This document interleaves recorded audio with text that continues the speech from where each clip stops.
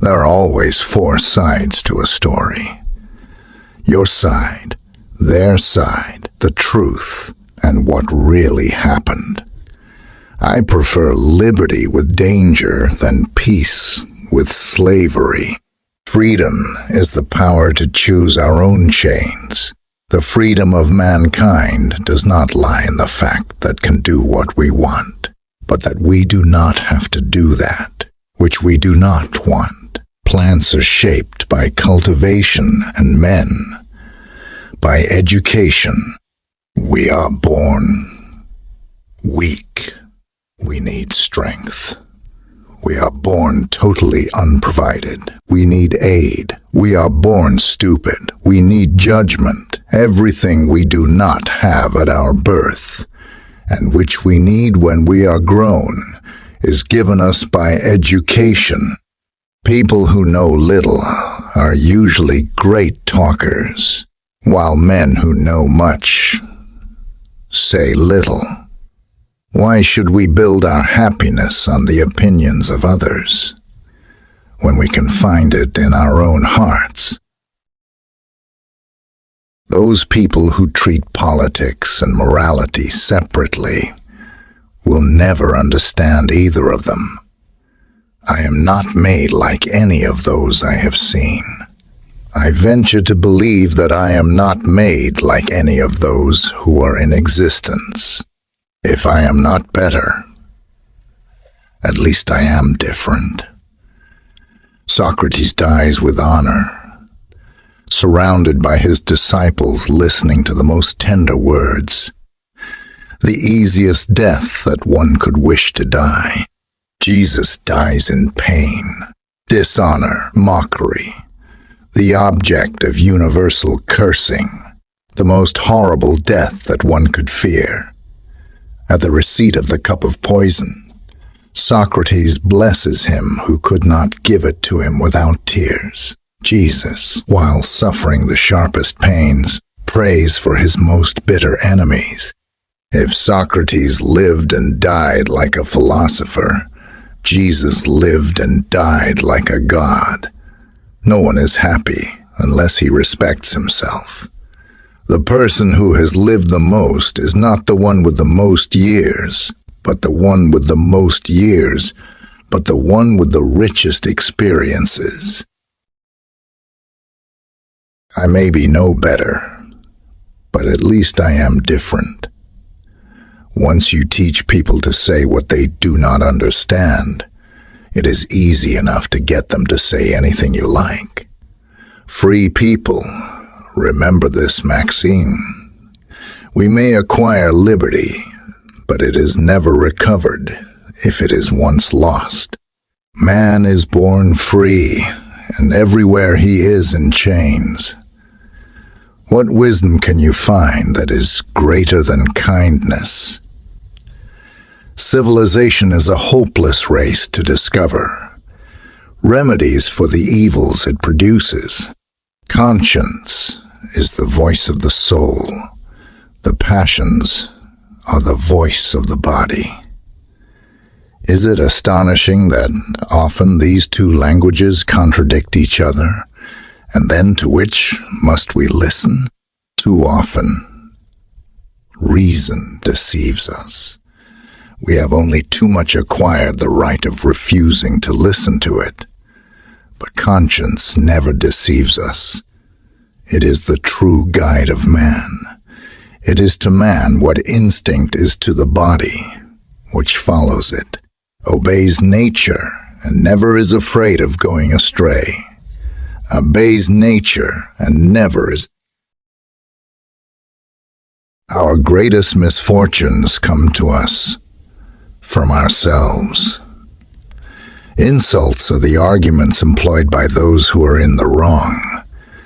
Education is either from nature, from man, or from things.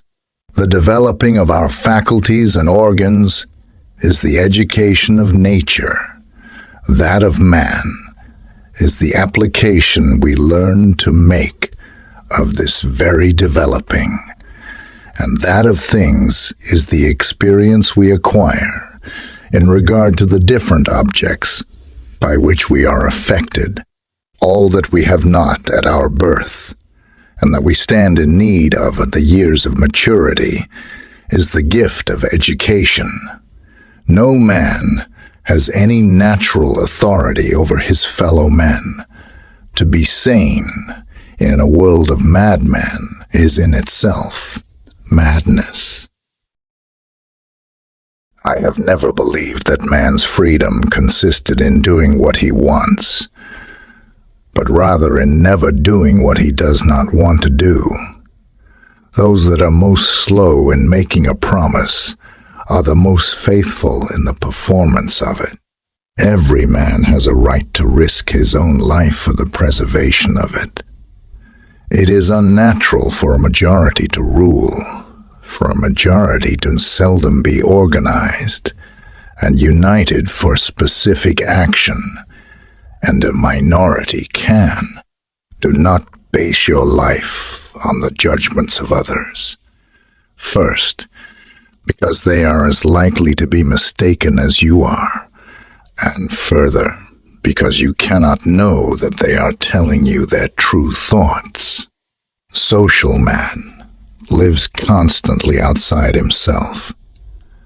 The world is the book of women. Whatever knowledge they may possess is more commonly acquired by observation than by reading.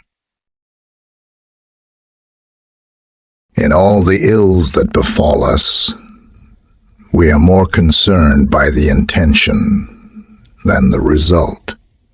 A tile that falls off a roof may injure us more seriously, but it will not wound us so deeply as a stone thrown deliberately by a malevolent hand. The blow may miss, but the intention always strikes home. The world of reality has its limits. The world of imagination is boundless. The greatest braggarts are usually the biggest cowards. Nature wants children to be children before men. Childhood has its own seeing, thinking, and feeling. Happiness, a good bank account, a good digestion. Do not judge, and you will never be mistaken. Religious persecutors are not believers. They are rascals. It is too difficult to think nobly when one thinks only of earning a living. My liveliest delight was in having conquered myself. Trust your heart rather than your head. Virtue is a state of war, and to live in it, we have always to combat with ourselves. Absolute silence leads to sadness. It is the image of death. To renounce liberty is to renounce being a man, to surrender the rights of humanity and even its duties. For he who renounces everything, no indemnity is possible. Such a renunciation is incompatible with man's nature. To remove all liberty from his will is to remove all liberty from his acts. Ruthless man. You begin by slaying the animal, and then you devour it, as if to slay it twice. It is not enough. You turn against the dead flesh. It revolts you. It must be transformed by fire, boiled and roasted, seasoned and disguised with drugs. You must have butchers, cooks, turnspits, men who will rid the murder of its horrors, who will dress the dead bodies so that the taste deceived by these disguise, will not reject what is strange to it, and will feast on corpses, the very sight of which would sicken you. The falsification of history has done more to impede human development than any one thing known to mankind. The animals you eat are not those who devour others. You do not eat the carnivorous beasts. You take them as your pattern. You only hunger for the sweet and gentle creatures which harm no one, which follow you, serve you, and are devoured by you as the reward of their service.